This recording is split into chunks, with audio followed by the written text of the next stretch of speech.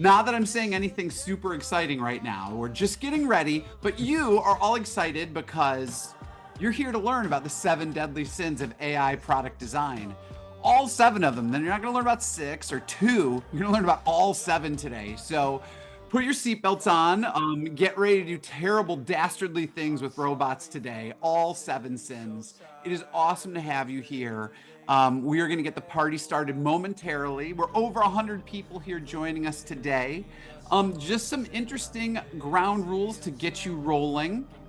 In the chat, there is a document. I just put it there. It's our Q&A document.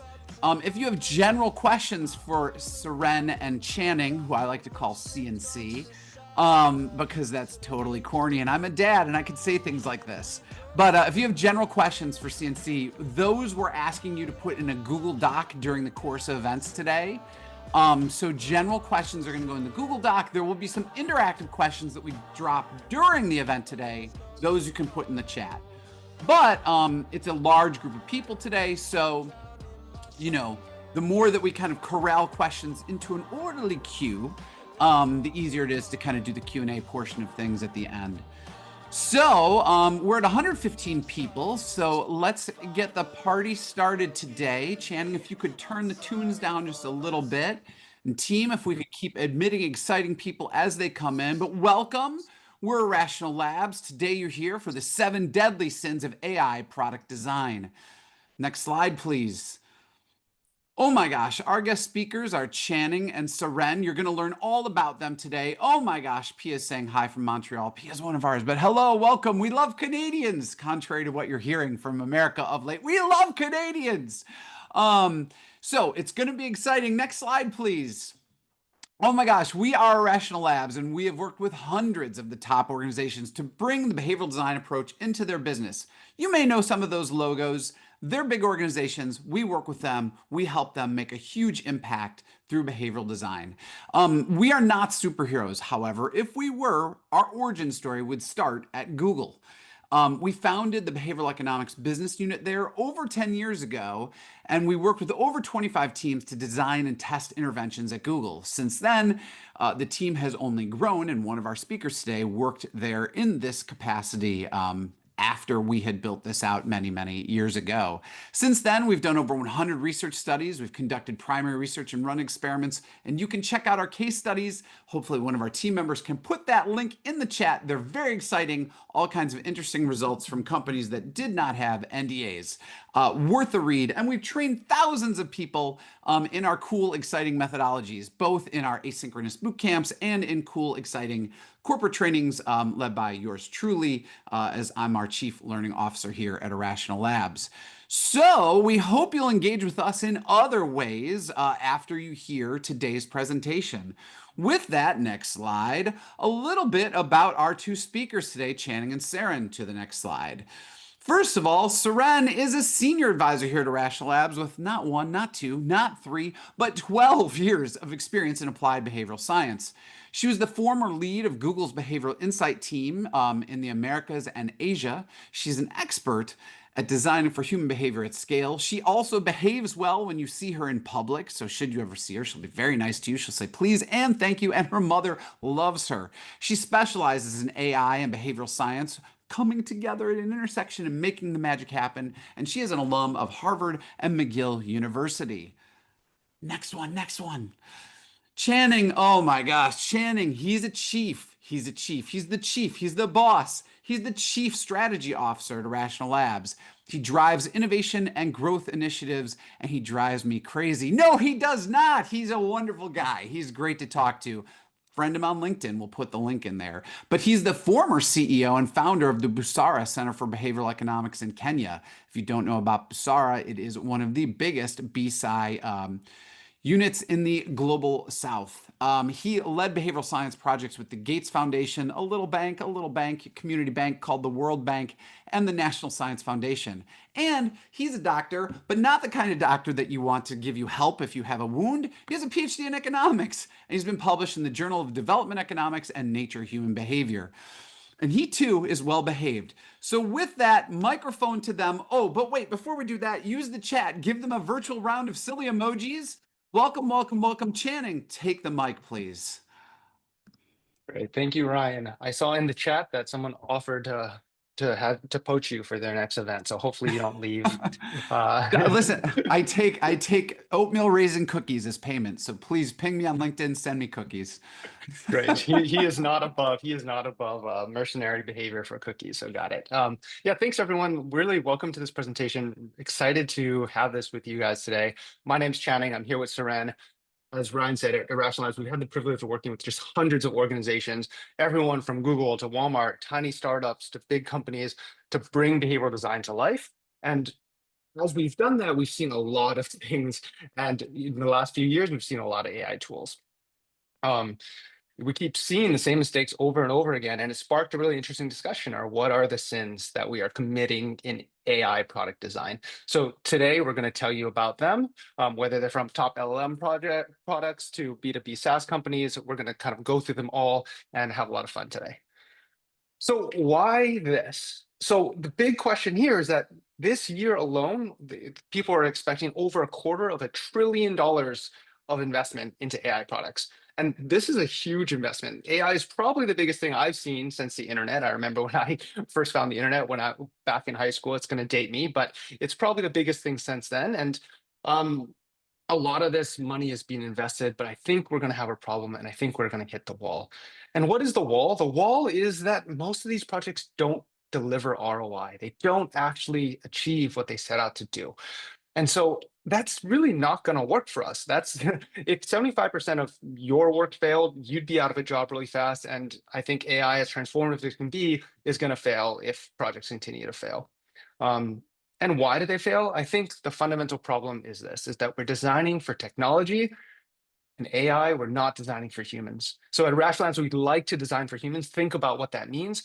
We don't want to assume people behave rationally. We don't want to change their mind or flood them with information. Instead, we do want to think about the psychologies that happen. We want to think about the behaviors that we want people to make and change the decision environment to help them get that. And so I think we're going to talk a little bit about what we've been seeing and how to make that happen. So I'm going to hand it over to Ceren for the first part of this. Ceren, over to you. All right, well, time for our first confessional, gang. I'd like you to consider and enter into the chat what is one AI experience that has truly frustrated you recently.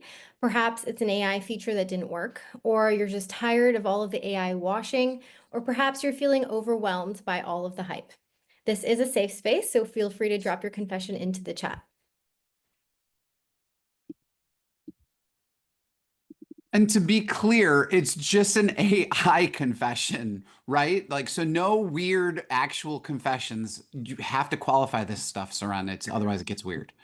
You're right, you're right. Please keep your weird confessions to yourself, Yeah, but happy to hear them after the webinar. we have no ordained priests in the room today, so just keep it PG, people. Bot focused. My All gosh. right. I'm seeing quite a few hallucinations in responses. And what I find quite frustrating is the sheer confidence in those hallucinations. But as soon as I tell them that the AI is wrong, it's like, oh, sorry, you're right. Libby says a lack of contextual understanding and nuance. Yes. I Enya like says, this. Abba said, tired of seeing AI enabled everywhere. So am I. yes, so are we. I love Enya saying otter.ai. I'm guilty. I probably have Otter running right now without me even knowing. Claire's annoyed with the emojis. The models change too much. The M dashes. I'm personally feeling attacked by the M dashes because I use them a lot, and now everyone thinks my writing is AI. Short memory. Okay, wow. There's just too much for me to read now. But these moments and these product sins are not random. They're patterns that we've seen across the dozens of projects that we've been working on recently.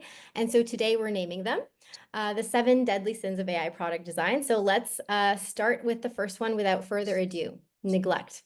So I'll start with a quick story. A colleague of mine, who I think she's actually on the chat, she's a brilliant educator from Harvard, recently told me that she had never tried any of the AI tools, not because she's not curious, but because nobody had walked her through it and she assumed it would be too complicated. So that's the first deadly sin, which is neglect. When AI products offer no scaffolding, no guidance, no cues, they trigger avoidance, not action. So when we neglect users, we force them to carry this entire cognitive burden of figuring out what's the tool's purpose, how do you use it, and it often leads them to give up before even trying. But the good news is with just one 5-minute onboarding session, my same colleague is now a power user. She didn't need any more intelligence. She's already whip smart, but she needed a better product design. So neglect is that blank canvas problem. You open a powerful tool like Google's Gemini and it just stares back at you. It says, hello, Ceren, what? Ask Gemini, what? What is a gem manager? And reviewers are reading my chats.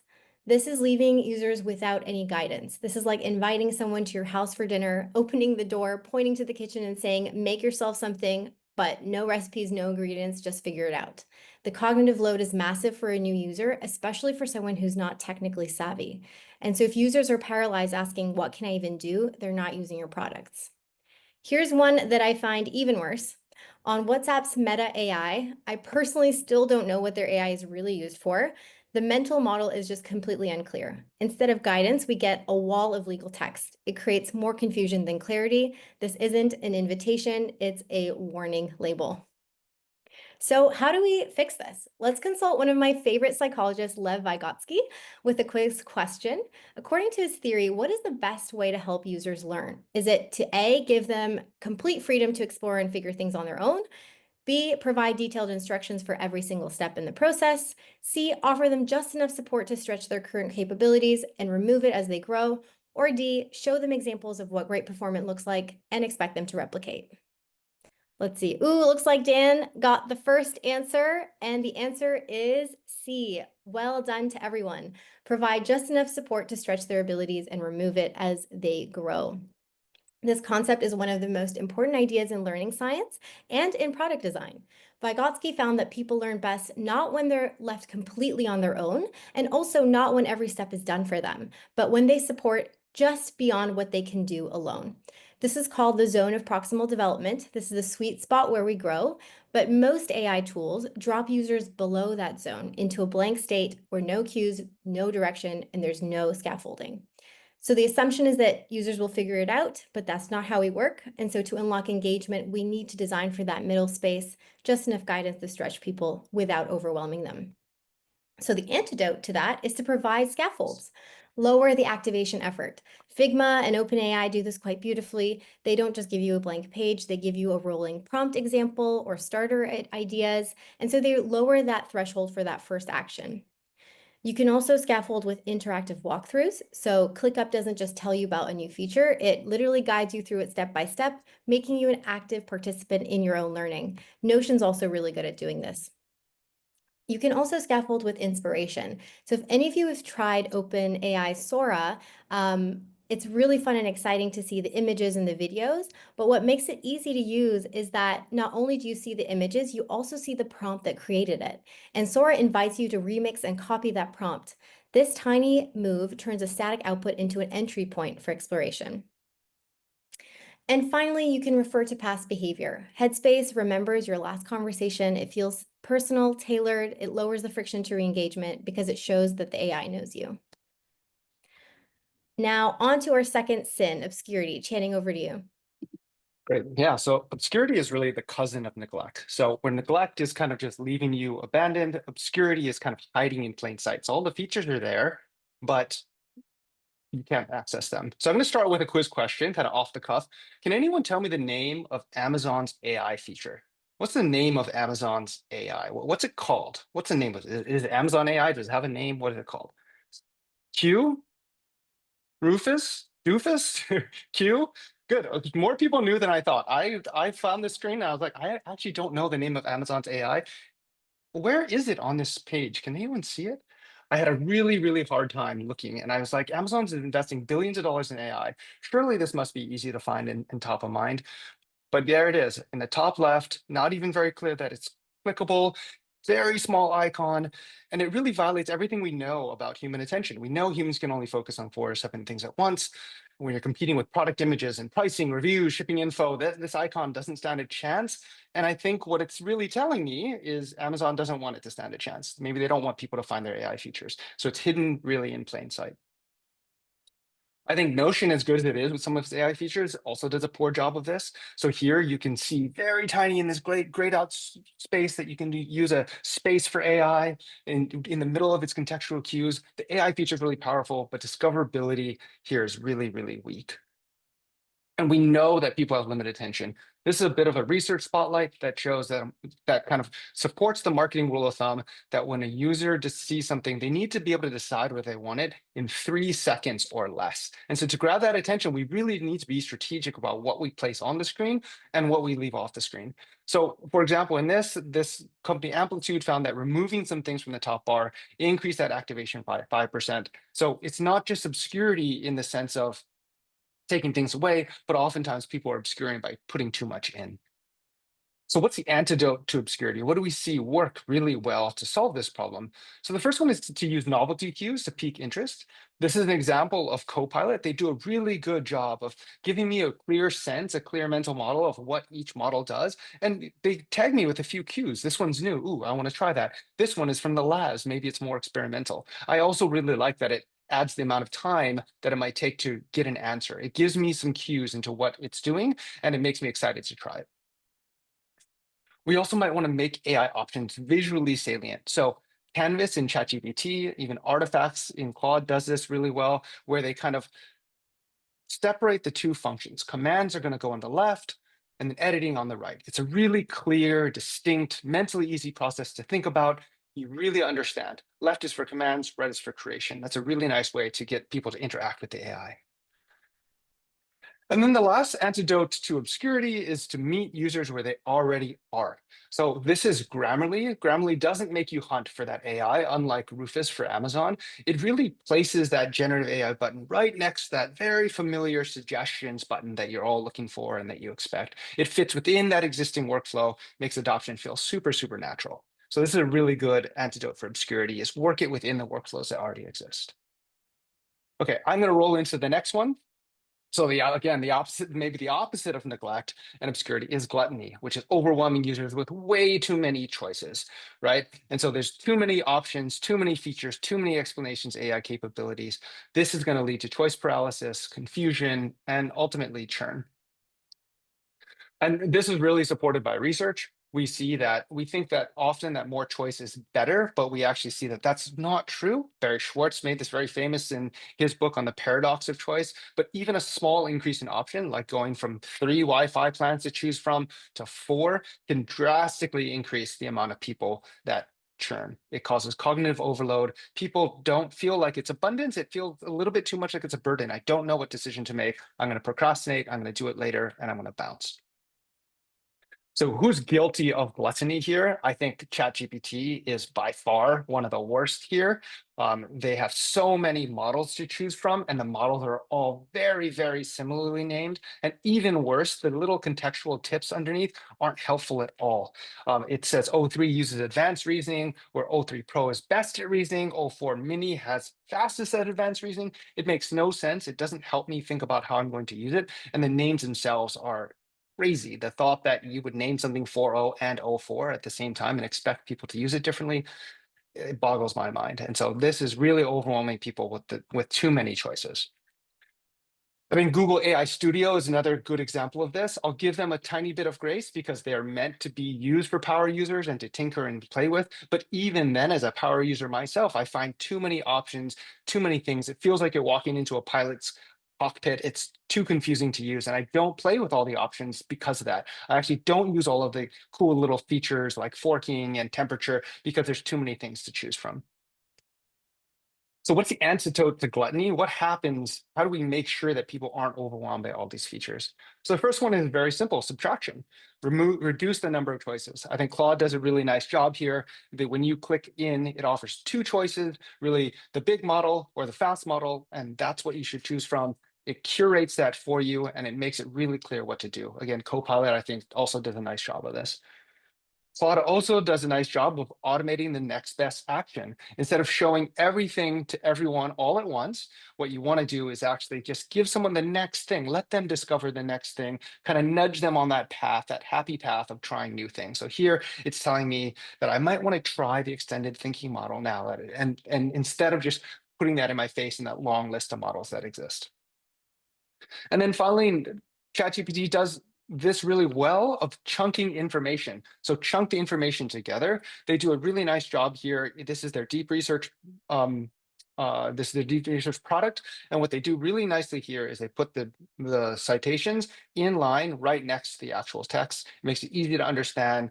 It really pioneered the way that we can see the model, quote unquote, think and really understand how it's going through its work. And it's not overwhelming. It can feel really nice to see that kind of work in progress. Okay, so that's Gluttony. I'm going to hand it over to Ceren to take over for the next sin. All right, our fourth sin, and perhaps the most disappointing one, at least for me, mediocrity. This is about violating user expectations. Behaviorally, that's worse than doing nothing at all, because when expectations are high and unmet, it creates a pain response, versus if you didn't even know about it in the first place, you wouldn't feel anything. We see this in the research. People don't stick with digital tools just because they're useful. They stay when the tool actually meets or exceeds their expectation. So one study found that when expectations were confirmed, users were twice as likely to continue with the product. And so when expectations meet reality, you get that satisfaction. And when often AI hallucinates or you're confused with the output, you feel a sense of frustration and anger. A notorious example of this is Apple. They framed its delayed AI launch as a generational leap, but what users got, in fact, felt underwhelming. One of the most heavily advertised features was Genmoji, a novelty that felt a little more like a fun add-on than a core AI breakthrough. Meanwhile, key areas like Siri were left untouched, leaving users disappointed and confused about the true value. Zoom recently promises an AI companion that can find what you need when you need it. So an hour into my meeting, when I asked for a recap, the reality was, I'm sorry, there isn't enough information yet.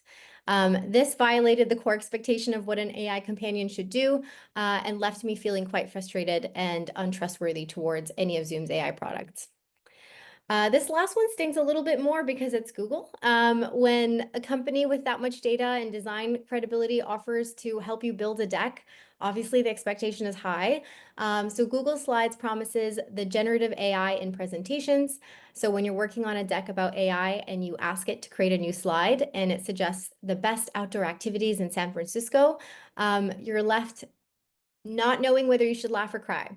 And this is one of the bigger dangers when there's brand-based expectation inflation. So the more credibility a product has, the harsher the judgment when it underdelivers. So how do we create value and exceed expectations? So let's do another quiz right now. According to the IKEA effect, when do people value a product more? When they feel like they got a good deal, when it's recommended by experts, when they helped build or shape it, or is it D, when they ate Swedish meatballs before checkout? Let's see. Wow, everyone knows the IKEA effect. I'm so proud. Gillian, I'm so glad that you said D. I was hoping that there would be at least one person who agreed with me on that. But the answer is C, when they helped build or shape it. So we really value our own labor. A study found that people valued AI-generated images more and were even willing to pay more if they were involved in co-creating and refining them. So when we are involved, we feel a sense of ownership and control. Grammarly nails this, so they don't just fix your writing, they invite you to co-author. Look at this interface, retry options, side-by-side comparisons, the ability to pick and choose. This preserves user agency while leveraging AI power. So AI is not replacing you, it's amplifying you, and psychologically that makes all the difference. Another way to manage expectations is simply with transparency. Research shows that we trust AI chatbots more when they justify their reasoning. So just saying, I recommend this movie, got users to give it a rating of 6 out of 10, but saying I recommend this movie because it has high ratings and it matches your genres got an 8.2. This is a behavioral tip that also works for humans. So if you're asking for a favor, framing the justification increases your likelihood of getting a yes to your ask. All right, so what's the antidote here? Increase operational transparency. So Replit AI does a good job of this. When it runs into an issue, it acknowledges the issue. It says, I see it, and it understands why it failed. After that, it shows the transparent steps it's taking to fix it, and it allows the user to even co-work with the agent to fix the mistakes. This leads to a fascinating paradox. We actually rate AI as higher quality when we can see a mistake and we feel empowered to act on it. So it's better than seeing no mistake at all. It makes us feel smart and control. So invite structured feedback. GitHub Copilot lets users flag bad suggestions with both a quick thumbs up and thumbs down, as well as a detailed structured form. So it empowers users to be part of that quality control process. And finally, just be honest. Research shows that when chatbots disclose both their capabilities and their limitations, we find them to be more authentic and more willing to interact. And so a final antidote is to humanize AI's mistakes. Gemini puts it right there on the screen that Gemini can make mistakes, so double check it. The simple act of humility builds trust and it empowers the user. All right, on to our next one, vanity. Right. So Sim 5 is vanity. And we saw this in the beginning when we're asking for confessionals. It's all about flaunting the label and not the value. So assuming the mere presence or label of AI will inherently sell that product or captivate the users without really actually thinking about what are the benefits or the proven user value. This really just ignores the evidence that simply labeling things as AI will do anything at all. And so this was the funniest example that we found where Samsung is literally AI washing the space by calling bespoke AI on their washing machine, but it says nothing. It's a new ad. It's interesting maybe, but what does it do? What does bespoke AI do? How does it make my life better? How does it integrate with these products? It's just selling this label, not the value in any way at all. Again, I think Instagram, WhatsApp does the same. They're really putting AI just in their search bar for no apparent reason. It's totally unclear what the promise is, what the value add is going to be. It feels like a feature that's just kind of tacked on because they had to. We know that tacking features or tacking labels on its AI doesn't work. This is a study that we ran at Irrational Labs with nearly 800 users, and we found that willingness to pay was exactly the same whether you added AI or not. So if you're going to invest all this money in AI features just because you want to put the label on it, please don't. People are not going to be willing to pay more for it. The label doesn't sell. The value is what's going to sell. So what's the antidote to this? What's the antidote to vanity is just having a bit more substance. So frame features around user outcomes rather than the label. So Superhuman does a really, really nice job of this. Save 4 hours per person every single week. That is a great value proposition. I know what that might feel like. They could have said just email with AI or even supercharge your email with AI, but instead they tell you exactly what you're going to get. 4 hours every week for every person. I know what that feels like. I can justify that spend. I can justify that to my boss. Loom does a very similar thing, right? So they have Loom AI, but it tells you exactly on the right, we have auto summaries, auto chapters, auto tasks, filler word removal, and silence removal. These are things that are very useful to me as a user potentially. And it's not just AI this, AI that. It tells me concretely what are the features of this product. And then finally, when we price for value, not for AI. So up above, Slack does a nice job. This is very similar to Superhuman, where it says, save your team 97 minutes. Don't buy the AI feature just because it's AI. Buy it because it will save your team time. And I really like what Intercom is doing down below with their own AI agent, where they actually are charging 99 cents per AI resolution. So this is really putting your money where your mouth is. We only get paid when our AI does something that is valuable to you. So I think pricing for that value, thinking about the value that AI provides, not the label, is something that's really critical.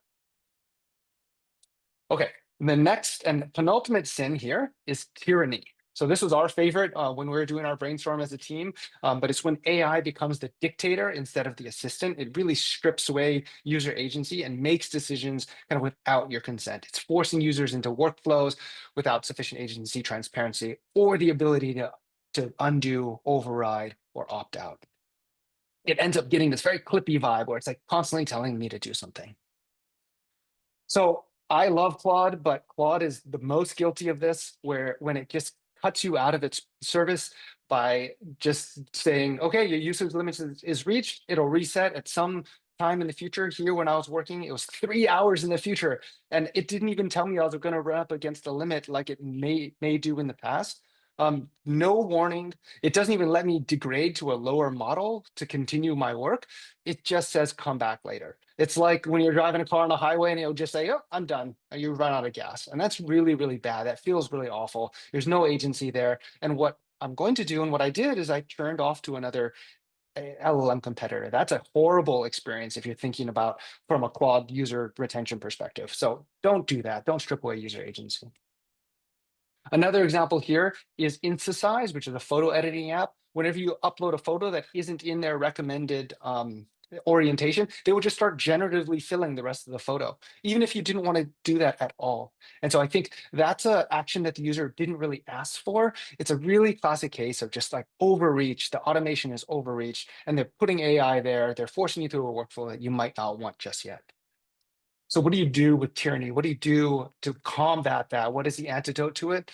So the first one, obviously, is giving user more control. So Otter AI does a really nice job of this. They have a nice user interface that helps you understand exactly when this Otter is joining meetings and when it's not, and for whom and for not. It gives the user really meaningful granular control. And then Enhansive AI does a really nice job of this, where it allows you to accept or reject or change the output. We talked about Grammarly does this as well, really well, where it's letting you compare and puts you in the driver's seat of what you want to do. It's giving you options, but you're the human in the loop, ultimately making the decisions. Finally, Canva's AI feature does a really nice job of enabling users to revert easily. So maybe it's doing it, but it can undo it really easily as well. And so letting Canva apply those AI enhancements that you can later revert back to is one of the most powerful ways to give users that confidence to explore, because they know they can go back. Okay, as we head into our last one, our last quiz for the day, Ceren. All right, this is less of a quiz, but more of another confessional. You probably heard of the saying, imitation is a sincere form of flattery. And I'm just curious to know from the group with us today, do you think that's true or false? Wow, a lot of truths. Okay, Sarah's a false. Mike's a false. Caitlin's a false. Okay, I'm team false personally. So I like to see that there's some folks here that have my back. Especially when it comes to AI product design, because although we're divided here, one thing is for sure, we're seeing a lot of imitation when it comes to AI products.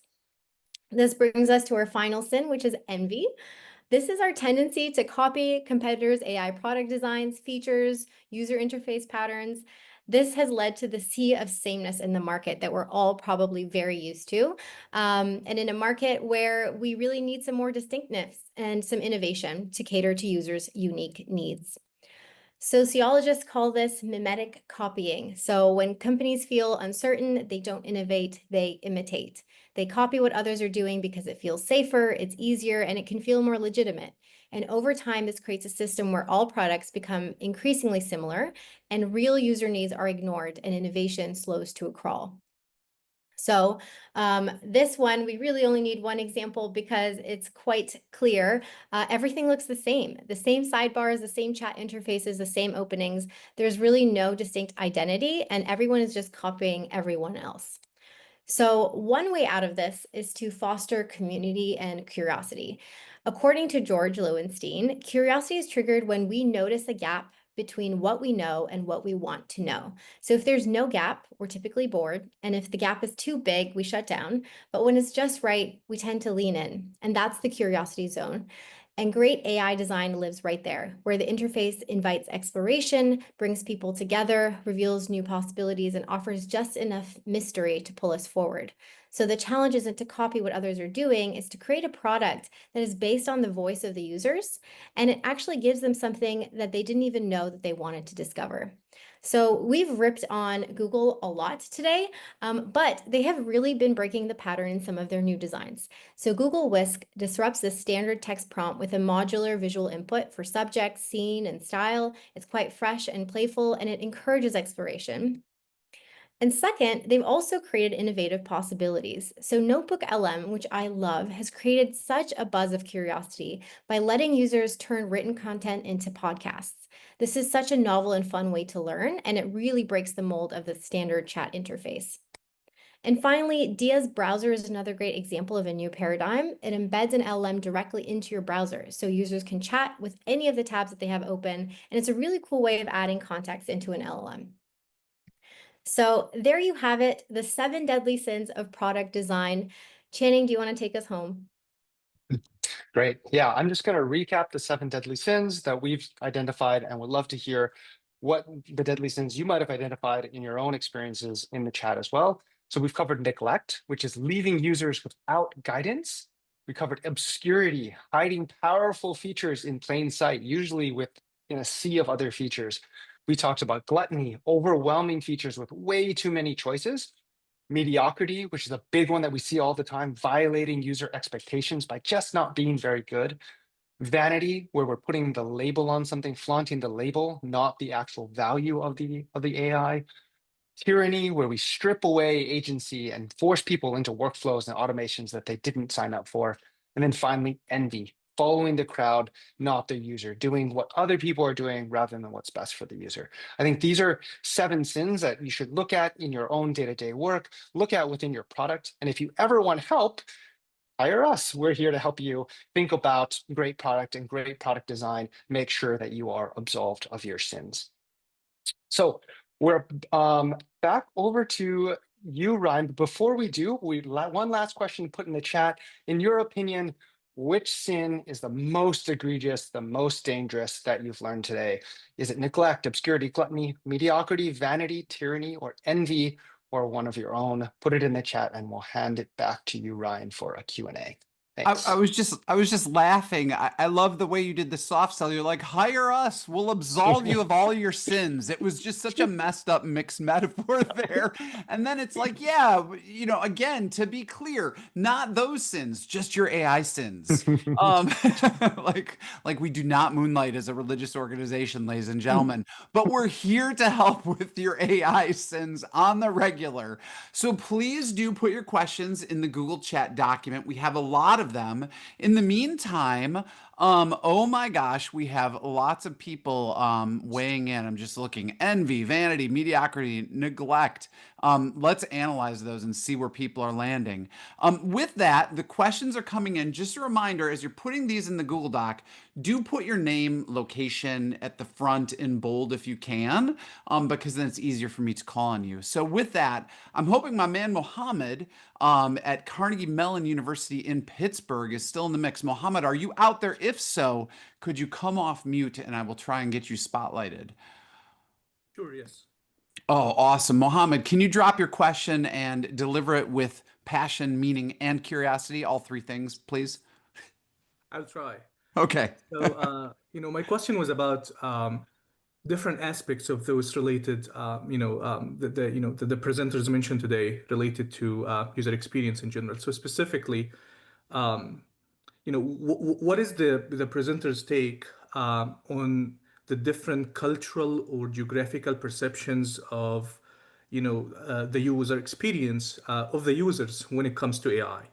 So specifically here, were there solutions that found to be more efficient, more effective for people, in a certain geographical area? I have worked with people from different geographical areas, and I have heard different opinions about, where they expect the warning message to be, where they expect the pop-up or the guidance to be. Now, leave aside, there are some languages that are right to left, some languages that are left to right. So that comes also in the mix. And also, in addition to this, for people with special needs, what can we do to make sure that we're delivering a good quality AI product, that meets the user experience standards for them? Great question. I can take a first stab at this because I did about 10 years of my life studying this idea in behavioral science. And in behavioral science, at least in the global south, we talk about the world as being weird, which is Western, educated, industrialized, rich, and democratic.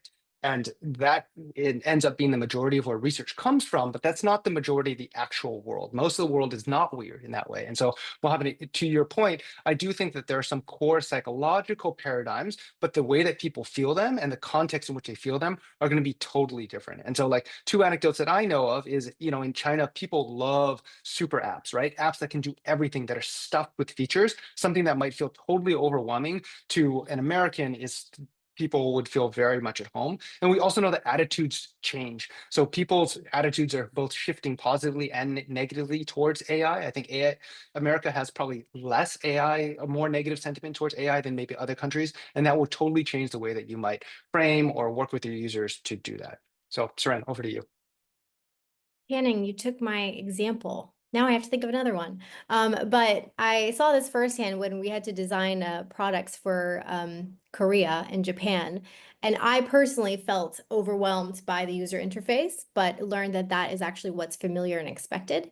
And to go back to what you said, Mohammed, is that to solve this, we need to always have the user at the forefront of our design thinking. And often we're not actually taking the time to research the user's needs and understand what their expectations are of the product, and instead just imitating what's going on. And I love what you said, Channing, about products today are designed for that weird world, and instead of the products that should be localized to every single country.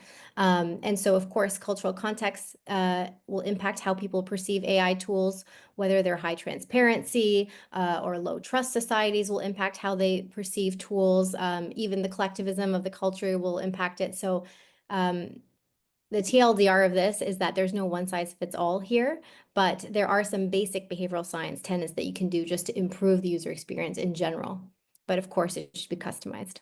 And you had a quick follow-up on that, Mohammed? Correct. So I would like to ask the presenters on their take on. So do they suggest that we are expected to build some sort of a different mini app for each geographical area?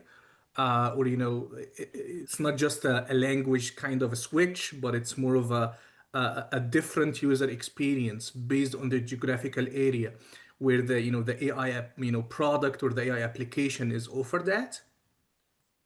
So it really does depend on the cultural context, but a lot of large companies, for example, Agoda, will have different language landing pages based on the country and based on the expectations, not just because of the language difference, but because of the way users actually experience and move with features.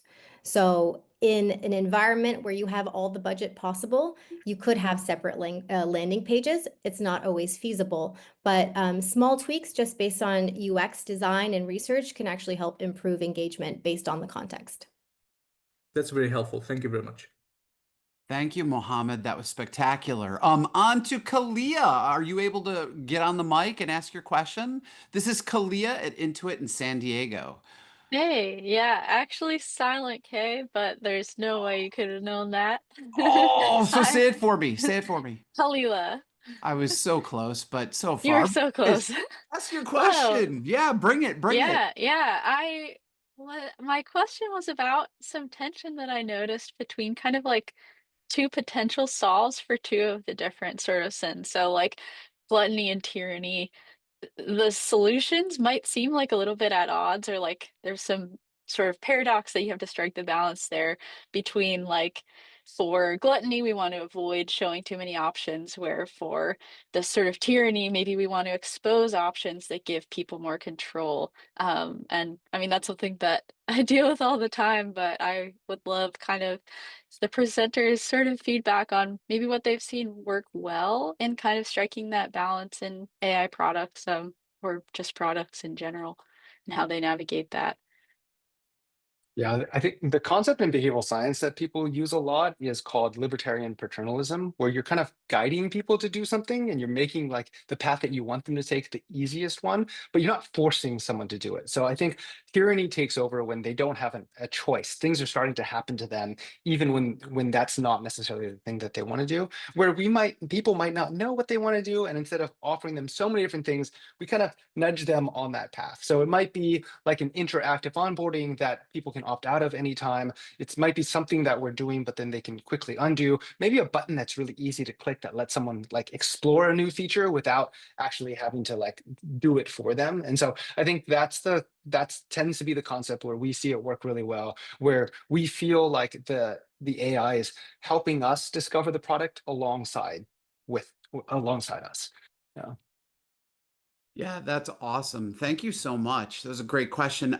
Just full disclosure, I get super excited when regulars come on. So Sharon in Seattle, You've been hanging with us for like 4 years, so bring one of the best questions ever. Can you please? I don't know if it's the best question ever, but I just like that you're a I'll regular. take it. I'll All take right. it. Best Okay. question ever. First of all, fantastic presentation. So beautifully and thoughtfully done with both the cards as well as the content.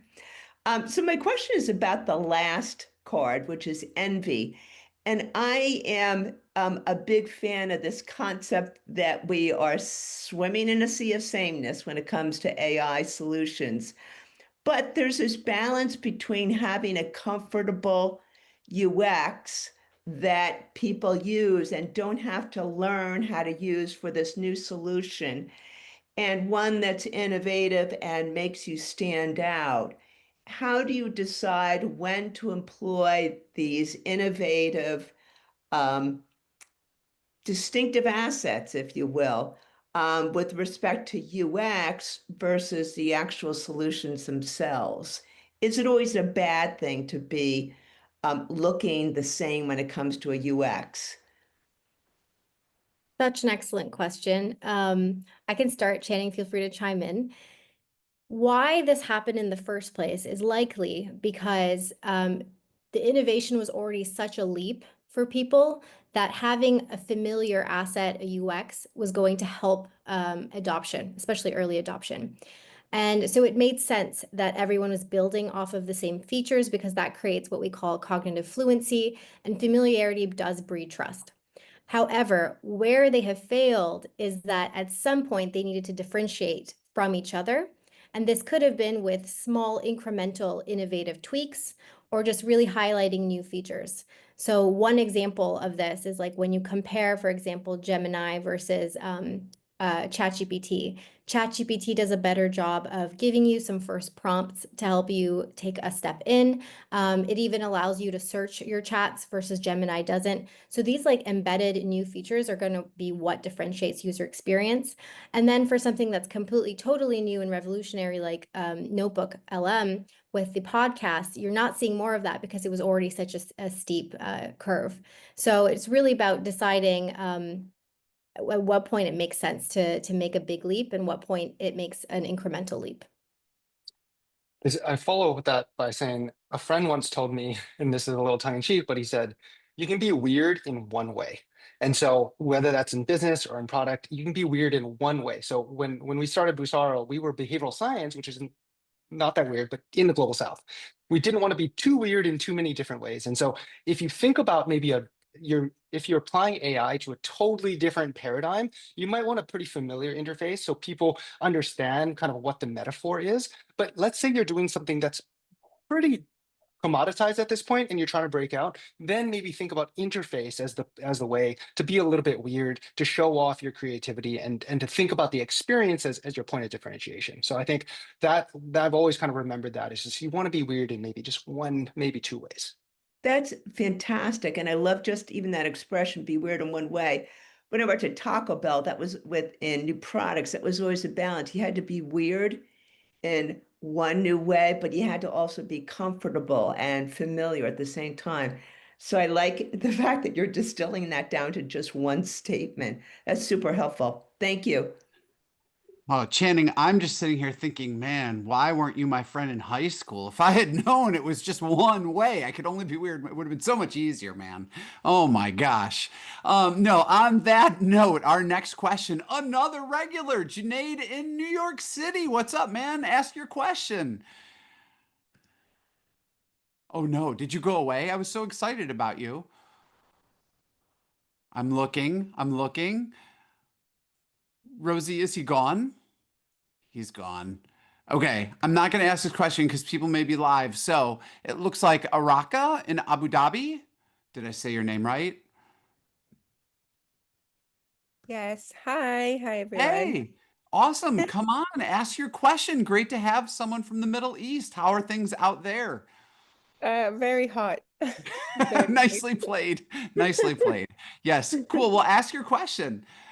Yeah, thank you. Thank you for such a great presentation. Nice to see you again, Channing.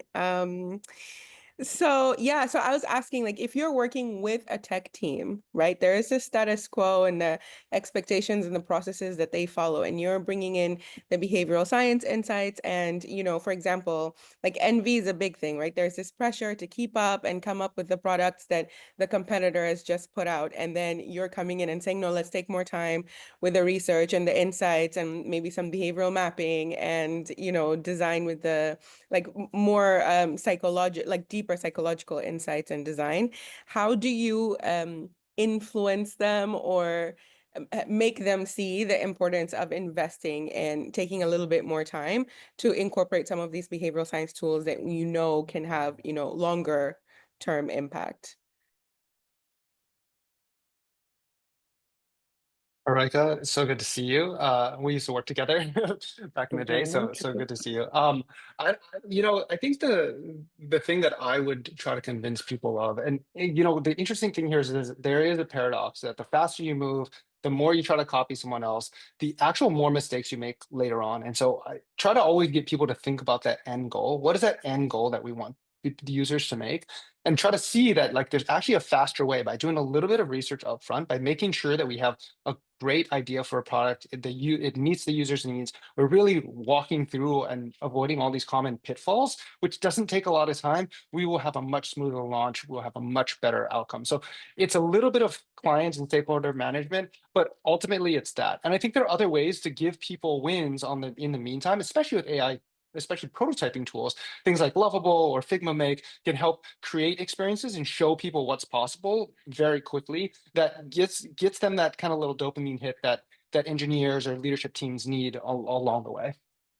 Right. Oh, okay. So quick prototyping also. Yeah. I Thank would you.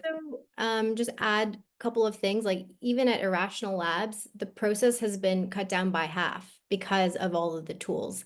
It doesn't mean that a study needs to take 12 weeks anymore, right? You can do it in a lot shorter of a time span. And something that I would recommend is trying to set some defaults, especially when it comes to a new project. So every time you have a new feature, there should be a mandatory, like at least one step to do some user research or some competitive research before you go and deploy. This is something that we used to do at Google that would just sort of force our processes into making sure the user was always considered. Okay. Thank you. That's real helpful. Thanks. Oh, this is awesome. Thank you so much. Rocky from the West Coast. Can you come on to the mic and let us know what's in your brain?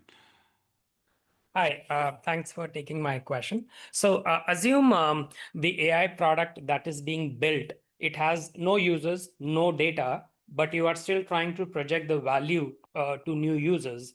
How to share quantitative value when there is no data and no users, like save X minutes or save a day per week per user?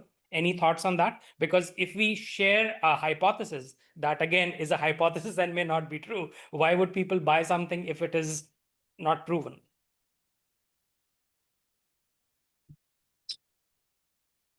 Do you want to Go start? ahead. Look at both of Go you. ahead. Ooh, wow. Take it away. Go ahead, Ceren. So I totally understand the dilemma here. You want to get users by having a value proposition, but you don't have users yet. And so one of the ways that we can do that is with an out-of-product test or just doing a test with sample recruitment and saying, if you had this or test this, go through this process, so they don't have to be your users necessarily, but they're users that have engaged and tried your platform. You can also use those stats to talk about the value of your product. I think the other thing I would say is even if you don't have those hard numbers, I think there's a big difference between putting an AI label on something, talking about the features, and then talking about the benefits. So even if you don't know the benefits in a quantifiable way, you've designed the product with benefits in mind, right? To save time, to get more success in something, to achieve some kind of outcome. And I think talking about that outcome, even if you don't have really strong use cases of what that's looked like yet, you've designed that very intentionally to kind of get users to that endpoint. And selling that endpoint and that promise at the end of the rainbow, I think is a lot better than just selling the label or selling the feature. Absolutely. Thank you for sharing that. Actually, just to add on to that, so the typical users that we are trying to target are government users. So they are not as tech savvy. And unfortunately, we have actually done several experiments wherein we actually show them the actual value, right? Just like save whatever for established products. But ultimately, at the end of the day, it is B2G. They have their boss, and the only thing that works for them is the price. If it is even 5 cents or 30 cents lower than their estimated price, no matter how loud you actually speak out on the value, it actually doesn't work. So for private sector, absolutely, these concepts are absolutely great, but I'm still struggling to showcase how to showcase value for people who are actually trying to do cents and dimes. It's slightly challenging. Yeah, that makes a lot of sense. And I think those run into kind of ways of working and new ways. I think there will be new ways of having to interpret values that different organizations are going to need to have to kind of adapt to AI. I totally agree. And happy to chat about this further, Rocky. It sounds like a good conversation to have. Thank you. Well, ladies and gentlemen, we are kind of at time. I was going to try and squeeze another question in, but I think I lost focus because I saw Ceren put in chat that Otter suggested that the big takeaway from today was actually that people should send me oatmeal raisin cookies, proving that AI is not going to take all of our jobs away soon. But I might be actually inside of AI telling it what to do. So if you need my snail mail address to send me oatmeal raisin cookies, I'll send that to you ASAP. In the meantime, ladies and gentlemen, can we please give our best virtual rounds of applause, thanks, gratitude to CNC, Ceren, Ceren and Channing for their incredible presentation today. And you should know a lot of the Irrational Labs team went QA on the back end here. A lot of brains went into this. Our collective knowledge and expertise was brought to bear to debate this. And I think they did a brilliant job, as is captured by this slide that is up and available to you right now. As is always the case, we love engaging with people and learning together. So please continue to follow us over at Luma, when we have our events happening. But definitely become a partner, become a collaborator with us. Reach out to Ceren, reach out to Channing, reach out to anybody at our team. Links are coming in the chat. But other than that, Ceren and Channing, any closing thoughts before I take us out? Well, there's a debate going on. Apparently, we're tied for 3 with the worst sin. So, Channing, I might put you on the spot. Between vanity, neglect, and mediocrity, which one do you think is the worst? Right now, I would say it's mediocrity. I think neglect will creep up soon enough. But yeah. I had the same. The mediocrity it is, Michael. Oh Yeah, my thank gosh. you, everyone. Yeah, thank you all. This was very, very fun. We love having you all. And hope to see you. Oh, wow. We have an event next month on AI, but stay tuned. Watch your newsletters. It's also going to be exciting. And it's with our man, Carl, who some of you have met. He's wonderful. So thanks, everybody, for your time, your genius, and energy today. Please consider working with us in the future. Take care. Be kind. Happy 4th to those of you in the US. And happy Oasis reunion to those of you in the UK. All right. Take care.